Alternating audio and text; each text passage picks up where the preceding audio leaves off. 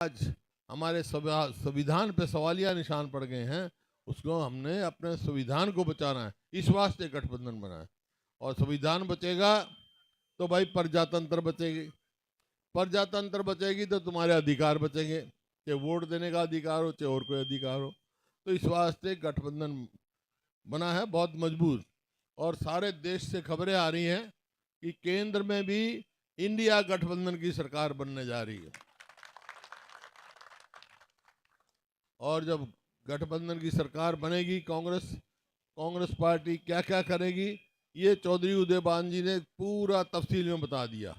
हर वर्ग के लिए अलग अलग फैसले किए हैं, किसान के लिए, मजदूर के लिए, युवाओं के लिए, महिलाओं के लिए, विकास के लिए, गरीब आदमी के लिए, सारे अलग अलग तफसील में बता दिए।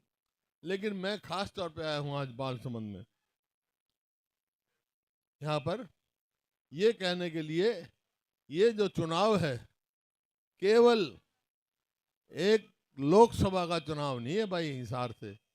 हिसार पार्लियामेंट क्षेत्र के लोकसभा का चुनाव का मतलब क्या फैसला होगा, लोकसभा का सदस्य भी बनेगा, साथ के साथ ये भी फैसला करेगा कि आने वाले 3 महीने के बाद जो हरियाणा में चुनाव होंगे वो किस पार्टी की सरकार होगी, किसकी सरकार होगी, ये फैसला करना है। आप देख चुके इस सरकार को, जो हरियाणा में सरकार है भाई, सारे बैठे हैं, गांव से भी आए हैं।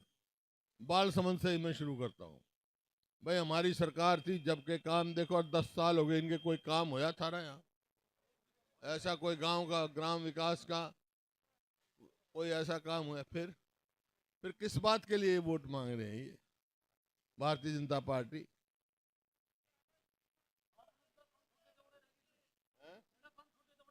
हाँ, जहाँ यहाँ नहीं, सारे हरियाणा में ये, जैसा उदयभान जी ने बताया, 1 यूनिट बिजली की नहीं बनाई, 1 इंच रेलवे लाइन नहीं बिछाई, 1 मेट्रो का पोल नहीं बढ़ाया। नहीं तो अगर हमारी सरकार रहती तो भाई मेट्रो दिल्ली से रोहतक, रोहतक से हिसार आ जाती अब तक। लेकिन इन्होंने कोई काम नहीं किया। तो आज आप आराम से सोच के, दिल पे हाथ रख के ये फैसला करना, आपका वोट का असली हकदार कौन है, उसको वोट दे देना। मैं तो यही कहूँगा कि जो हालात हो रहे हैं, पूरे हरियाणा में घूम गया हूँ और सारा हरियाणा से जो समर्थन मिल रहा है 36 बिरादरी का, उसके आधार पर मैं कह सकता हूँ 36 बिरादरी हरियाणा की मन बना चुकी है कि हरियाणा में अगली सरकार कांग्रेस पार्टी की सरकार होगी। अब सवाल आता है, आपसे पूछेंगे भाई, ठीक भाई इनने तो कुछ करा नहीं, एमपी भी जयप्रकाश बन जाएगा, हरियाणा में कांग्रेस की सरकार भी बन जाएगी, तो क्या करोगे हरियाणा? केंद्र का तो बता दिया उदयभान जी ने, हमारे अध्यक्ष ने, तो हरियाणा में क्या करोगे? ये मैं 5-6 मोटे मोटे फैसले जो हमारी पार्टी कर चुकी है वो आपको बता के जा रहा हूँ, और जो हम कहते हैं वो करते हैं। क्या कि भाई हमारी सरकार बनेगी तो पहले बनते ही हम अपने बुजुर्गों की पेंशन 6,000 रुपये महीना कराएंगे, और गरीब आदमी के लिए 300 यूनिट बिजली माफ करेंगे, और जो गैस का सिलेंडर है 400 का था, आज 1200 का हो गया, तो 500 रुपये से ज़्यादा गैस के सिलेंडर की कीमत नहीं होगी। इसी प्रकार से जो हमारा हरियाणा आज बेरोजगारी में नंबर 1, बेरोजगारी में नंबर 1, और उन्होंने रोजगार का क्या चला रखा है, एक निगम बना रखा है, कौशल रोजगार निगम। उसका क्या काम है, भ्रष्टाचार का अड्डा बना रखा है, ठेके पे नौकरियां देते हैं, ना तो पक्की नौकरी, ना उसकी पेंशन, ना उसकी मेरिट, ना उसमें कोई रिजर्वेशन, कुछ नहीं। जब मर्जी काट दो, जब मर्जी ले लो, लगाओगे तो 1 महीने की तनख्वाह पहले दे दो, या फिर आगे लगाओगे। ये भ्रष्टाचार का अड्डा बना रखा है, और उसका नतीजा ये है कि हरियाणा में आज 2 लाख जो है पक्की नौकरी खाली पड़ी है। ऐसी परिस्थिति कर दी हरियाणा में, अस्पताल में जाओ तो डॉक्टर नहीं भाई, स्कूल में जाओ तो मास्टर नहीं, दफ्तर में जाओ तो कर्मचारी नहीं। क्या करेगा भाई? सरकार का काम होता है शिक्षा देना, स्वास्थ्य का ख्याल रखना और कर्मचारियों का काम करना। ये तीनों चीज गायब है, क्योंकि 2 लाख पोस्ट तो खाली है। तो भाई अगर हमारी सरकार आएगी तो आज कह के जा रहा हूँ 1 साल के अंदर अंदर जो खाली पोस्ट है 2 लाख, वो हम पक्की नौकरी भरेंगे हरियाणा। इसी प्रकार से हमने अपनी सरकार के समय में गरीब आदमी को 4 लाख 100 गज के प्लॉट दिए हरियाणा में। ये भाई 10 साल हो गए इस सरकार ने। सारे गांव वाले बैठे हैं, अलग गांव के भी होंगे। एक प्लॉट दिया हो तो किसी को उसका गांव का नाम और उसका नाम बता दो भाई। तो वह स्कीमें बंद कर दी। हमारी सरकार आएगी तो भाई फिर से वो स्कीम चालू करेंगे। हम 100 गज के प्लॉट भी देंगे और साथ 2-2 कमरे का मकान भी बना कर देंगे गरीब आदमी के लिए। MSP कह दी। फिर जहां जाता हूं कर्मचारी मिलते हैं मेरे को कि ओल्ड पेंशन स्कीम लागू करो। ओल्ड पेंशन स्कीम लागू करेंगे हम भाई। और ये क्यों लोगों का, किसान हरियाणा के 36 बिरादरी का क्यों मन बना, क्यों आज इस सरकार से नाराज?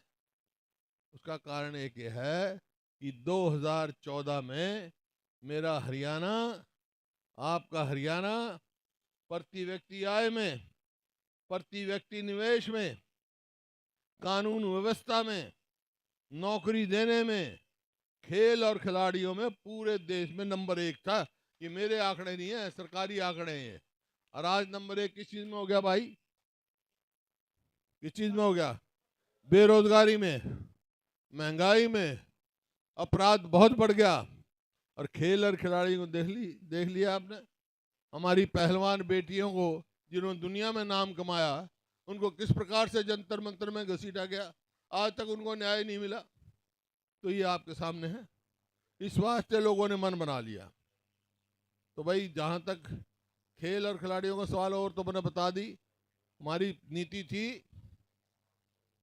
पदक लाओ पद पाओ, मान सम्मान था खिलाड़ियों का।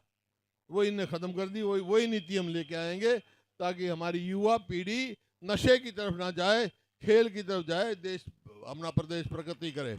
आज सिरसा जिले में देख लो, मैं तो आंकड़े पढ़ रहा था। ड्रग डेथ, ड्रग से मृत्यु नौजवान पंजाब से ज्यादा है। पंजाब से भी ज्यादा हमारी युवा पीढ़ी को उस इलाके में ड्रग खराब कर रहा है। हमारे समय कोई ड्रग का वो नहीं था। नशे से बचाना है। और इसी प्रकार से भाई रोज ये मेरे को अखबार में पढ़ने को मिलता है, लोगों के टेलीफोन आते हैं मेरे पास। क्या अग भाई वो आ रही है, धमकी आ रही है, फिरौती मांगी जा रही है, कहीं कत्ल हो रहा है। बिल्कुल ऐसा हो गया, कानून व्यवस्था नाम की चीज नहीं प्रदेश में, अपराध अपरी मच रही है। तो भाई आपको याद होगा इस किस्म का माहौल पहले हमारे प्रदेश में 2005 से भी पहले था।